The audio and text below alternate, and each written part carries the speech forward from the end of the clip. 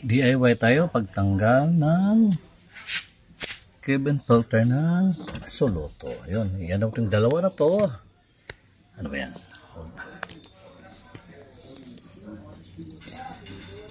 Yung dalawa na to, oops, yan. Ayun, tanggal na siya. Saka ito po yung filter.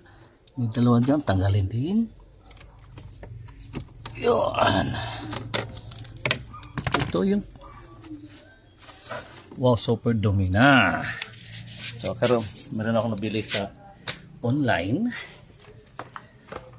Kia. Balik natin.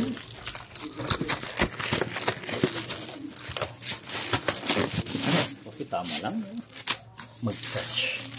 Okay. Touch siya lang. Para lalong lalamig siya.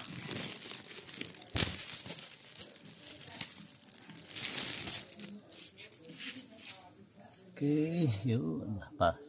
Pasok natin ulit. Hindi pala. Magkasya. Yun.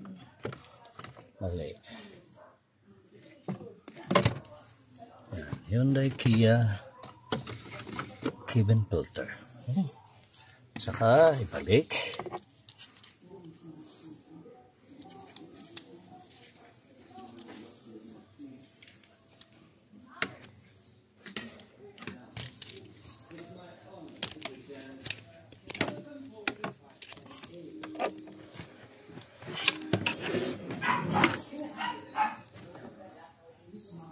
Okay, balik natin.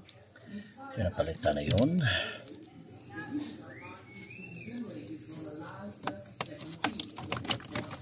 Ganun pa rin.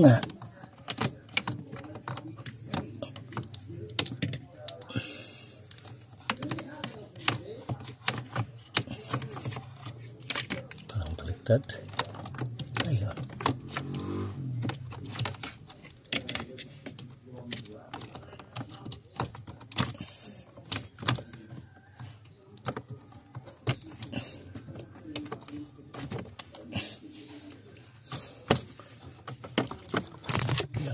Tumba pa yung ano ko, video ko.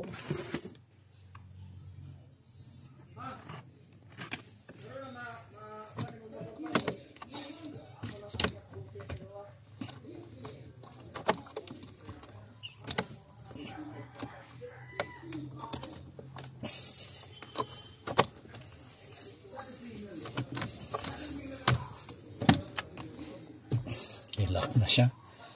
Sa pagbalik ng ito, lock na. Yun, meron siya dito. Ito. Diyan mo ipasok. Lagay. Tsaka pindutin dalawang ito. Sabay-sabay. Yan, lock na. Okay, hindi natatanggal yan. So, yan lang. Pag ano na, palit, madali lang. So, sana may matutunan kayo.